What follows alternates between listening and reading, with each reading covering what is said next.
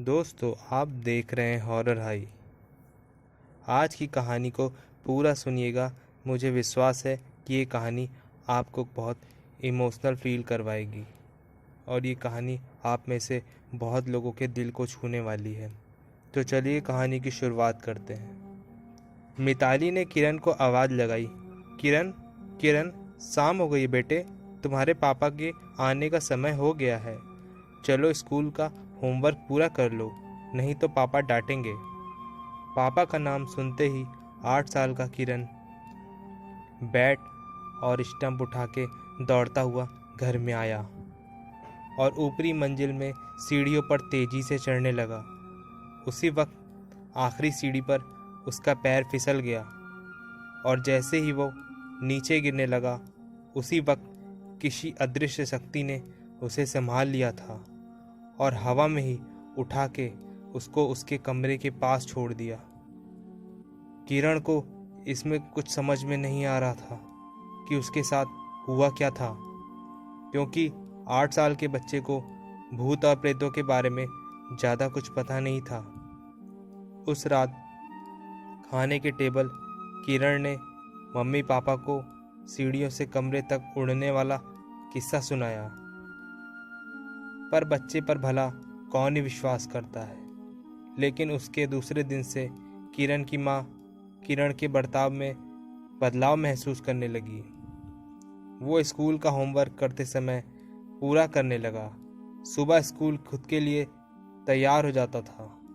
किरण ज़्यादातर समय अपने कमरे में ही रहने लगा। एक दिन मिताली सीढ़ियों से ऊपर आ रही थी, तभी उसे किरण के कमरे से आवाज़ें आने लगी, जैसे कि वो किसी के साथ मस्ती कर रहा हो। मिताली ने दबे पैरों से जाकर दरवाजे के होल में से देखा तो डर के मारे उसकी सांसें फूलने लगी, क्योंकि एक आदमी की धुंधली सी परछाई बालकनी के पास खड़ी थी और उसके बाजू में किरण उसका हाथ पकड़े खड़ा था। ये देखकर मिताली को कुछ समझ में नहीं आया। उस आदमी ने जब पीछे मुड़ के देखा तो मिताली डर से दहल उठी, क्योंकि उसका चेहरा बड़ा ही भयानक था। उस पर गहरी चोट के निशान थे। उसके चेहरे में बहुत जगह से कटा हुआ था और जब खून जम जाने के बाद जैसे हमारा स्किन हो जाता है, वैसे ही उसका चेहरा हो गया था। देखते ही देखते वो आदमी कुछ पलों में वहाँ से गायब हो गया। फिर मिताली दरवाज़ा खोल करके दौड़ती हुई आई और किरण को सीने से लगा के बाहर की तरफ भागी। जब मिताली ने किरण से पूछा कि वो आदमी कौन था जिससे तुम बात कर रहे थे, तब किरण ने कहा, वो विश्वास अंकल थे। वो रोज़ मेरा ध्यान रखते हैं, कभी कभी मेरे साथ स्कूल में भी आते हैं।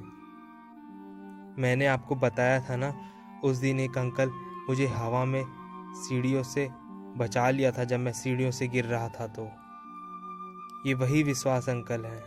ये नाम मिताली को कहीं देखा देखा सा लग रहा था, पर उसे याद नहीं आ रहा था। पर इन सब से उसे डर भी लग रहा था। पर तसल्ली इस बात की थी कि उस आत्मा ने किरण को अब तक कोई नुकसान नहीं पहुंचाया था। उस दिन स्कूल में कोई फंक्शन होने की वजह से स्कूल 11 बजे का था। मिताली ने किरण को स्कूल बस में बिठा दिया और वापस घर लौटी।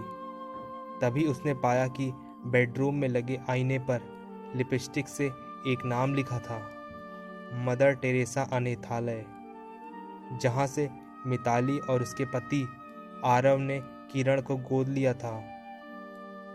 दरअसल किरण इन लोगों की अपनी संतान नहीं थी। इन लोगों ने एक अनाथालय से उसको गोद लिया था। मिताली ने उसी वक्त घर को ताला लगा के आरव को कॉल किया और उसने तुरंत अनाथालय में बुलाया और गाड़ी निकाल के खुद भी अनाथालय की ओर पहुंची। दोनों वहां पर एक साथ पहुंचे और जाकर वहां के संचालक से मिलकर किरण के भूतकाल के विषय में जानकारी की मांग की, पर संचालक महोदय कुछ भी बताने के लिए तैयार नहीं थे। तब मिताली उन्हें सब हकीकत और वो नाम बताया, जिसे सुनकर संचालक महोदय सच्चाई बताने के लिए राजी हो गए और बोले कि विश्वास त्यागी ये किरण के पिता का नाम है। किरण को जन्म देते वक्त उसकी माँ गुजर गई थी। उसके बाद उसके पिता ने ही उसको पाला था, पर बदकिस्मती से एक कार एक्सीडेंट में उनकी भी मौत हो गई। किरण भी उसी कार में था, पर वो किस्मत से बच गया, लेकिन सिर पर गहरी चोट लगने की वजह से उसकी सारी याददाश्त चली गई। जब किरण के किसी भी रिश्तेदार ने हमदर्दी नहीं दिखाई, तब कोर्ट उसकी जिम्मेदारी हमें सौंपी। उसके बाद हमें भी बहुत बार ऐसा महसूस हुआ कि किरण की हिफाजत कोई रूहानी ताकत कर रही है, पर उस रूह ने उसे कभी नुकसान नहीं पहुंचाया था। ये बात भी सच है कि सारी बात ठीक से समझने के बाद मिताली और आरव जब घर पर लौटे और जब वो बेडरूम में बैठे बातें कर रहे थे, तभी उनके सामने वहाँ पर आईने के पास एक लिपस्टिक हवा में उड़ी और आईने पर लिखा, मेरे किरण को पढ़ा लिखा कर एक अच्छा इंसान बनाना, यही मेरी आखिरी इच्छा है। उसके बाद खिड़की के पास एक धुंधली सी आकृति दिखाई दी और एक आवाज़ सुनाई दी, मैं हमेशा किरण के आसपास रहूँगा। इस आवाज़ के साथ वो आकृति गायब हो गई। तो दोस्तों, आज की कहानी यहीं ख़त्म होती है। कभी कभी कुछ ऐसी आत्माएं होती हैं जो हमसे बहुत ज़्यादा प्यार करती हैं। हर आत्मा बुरी नहीं होती। जिस प्रकार हर इंसान बुरा नहीं होता, उसी तरह आत्माएं भी विभिन्न प्रकार की होती हैं। कुछ लोगों की आत्मा बहुत अच्छी होती हैं, जो कि जिस परिवार में रहती हैं उस परिवार की रक्षा भी करती हैं। ऐसी कई कहानियां हैं जिसमें एक आत्मा उस परिवार की रक्षा करती है। और ऐसे मरने के बाद भी बहुत लोग जो हमसे ज़िंदगी में प्यार करते हैं, वो मरने के बाद भी हमसे प्यार करते हैं। तो दोस्तों, उम्मीद करता हूँ ये कहानी आपको अच्छी लगी होगी, और अगर ये कहानी अच्छी लगी हो तो चैनल को सब्सक्राइब करके जाइएगा, भूलिएगा नहीं। मिलते हैं कल एक नई कहानी के साथ। तब तक आप सभी का दिन शुभ हो।